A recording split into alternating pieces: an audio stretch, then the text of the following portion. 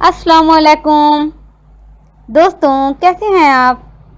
मैं हूं जीनत जबीन सिद्दीकी और आप देख रहे हैं जीनत द नरेटर। मेरे चैनल पर आप सबों का बहुत बहुत खैर मकदम है। लीजिए, मैं फिर से हाजिर हूं अपनी एक खूबसूरत सी कहानी लेकर। मेरी आज की कहानी है राखी। तो अब मैं शुरू करती हूँ। आपा, झुमकी आई है। मैंने राजदारी से आपा को बताया तो उन्होंने मोबाइल से नजरें हटाकर हैरानी से मेरी तरफ देखा। फिर आ गई। हाँ, मैंने खुद दादी जान के कमरे में उसे देखा है। अरे, अभी तो गई थी, 10 दिन भी तो नहीं हुए। कभी नहीं आऊंगी कह कर गई थी, फिर आ गई। आपा मोबाइल साइड टेबल पर रखकर खड़ी हो गई। मैं भी चलूं? मैंने प्यार से आपा को देखा। अरे नहीं नहीं, कोई ज़रूरत नहीं तुम्हें उधर जाने की, तुम अपने कमरे में जाओ। आपा जाते जाते मुड़ी और मुझे हिदायत देकर दादी के कमरे की तरफ बढ़ गई। मैं बुझे बुझे कदमों से अपने कमरे की तरफ आ गई। झुमकी, हाँ, झुमकी ही नाम था उसका। बड़ा प्यारा नाम था, या मुझे लगा करता। मुझे तो नाम के साथ साथ झुमकी भी बेहद पसंद थी। सांवली सांवली सी, प्यारी प्यारी सी। 2 साल की थी जब अपनी माँ के साथ हमारे घर आया करती थी। उसकी माँ हमारे घर काम किया करती थी। अपनी माँ की एक ही औलाद थी वो। झुमकी का बाप हमारी ज़मीनों पर काम किया करता था। पी पी कर जवानी में ही मर गया। बाप के मरने पर झुमकी की माँ झुमकी को लेकर हमारे घर आने लगी। हमारे घर ही पली बड़ी थी झुमकी, मुझसे 3 साल बड़ी थी। अम्मी कितने बार कहा करती थीं, झुमकी को दीदी कहा करो, मगर मैं थी कि बस झुमकी झुमकी ही कहती रहती। दीदी आज तक नहीं कहा। देखने में भी किसी सूरत मुझसे बड़ी नहीं थी वो। फिर काहे का दीदी कहती उसे। चंपा मासी कई सालों से बीमार थी, इसलिए अब हमारे घर नहीं आती थी। झुमकी ही थी जो कभी कभी माँ से मिल आया करती थी। घर पर चंपा मासी की देखभाल के लिए झुमकी की बुआ थी, इसलिए झुमकी बेफिक्र होकर हमारे घर रह लिया करती थी। अम्मी ने कई बार चंपा मासी से कहा भी, चंपा अब तू झुमकी को अपने पास रख, तेरी देखभाल भी हो जाएगी।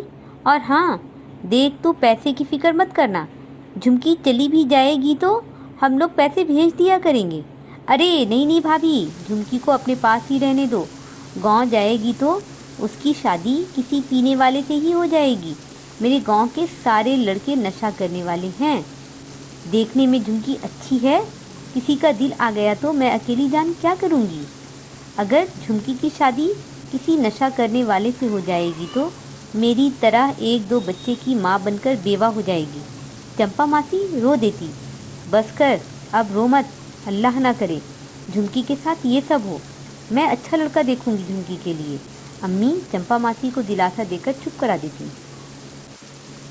फिर घर पर आपा की शादी की बात चलने लगी। रिश्ता दादी ने लगा दिया अपने इकलौते पोते से। बड़े अब्बा गांव में ही रहा करते थे। बड़े पैमाने पर खेती बाड़ी था उनका। अल्लाह ने एक ही बेटा दिया था उन्हें। मेरे वालिद साहब पढ़ाई के लिए गांव से शहर आए तो शहर ही के होकर रह गए। दादी भी गांव में ही रहा करती थी। पता नहीं कैसे दादी को आपा का ख्याल आ गया और पोते की शादी की गर्ज से हमारे घर आ गई।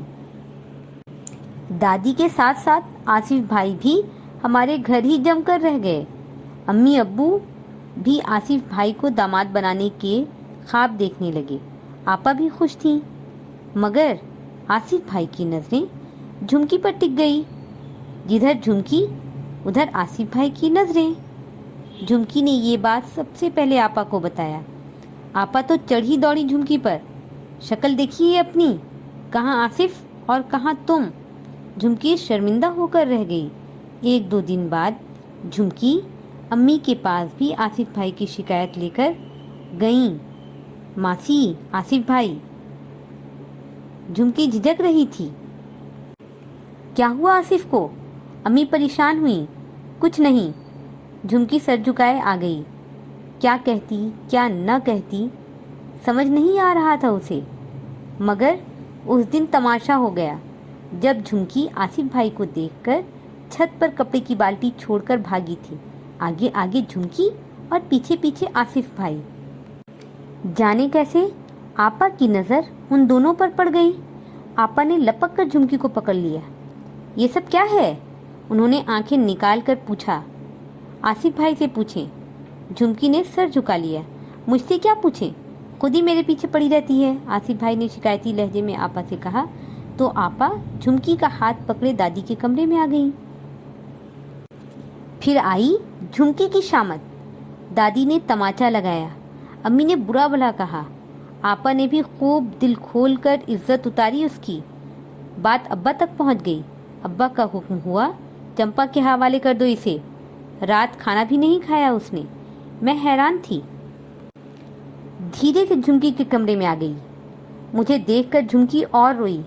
आसिफ भाई बुरे हैं, मैं नहीं। वो रोती जाती और कहती जाती। मैं उसके लिए खाना लेकर गई थी, खाने को कहा, वो नहीं खाई। मैं बहुत देर तक उसके कमरे में रही, फिर धीरे से अपने कमरे में आ गई। घर का माहौल एकदम बदल गया था। आसिफ भाई अपने कमरे में आराम से सो रहे थे, मगर आपा और झुमकी की आंखों में नींद नहीं थी। सुबह मेरे उठने से पहले झुमकी चली गई।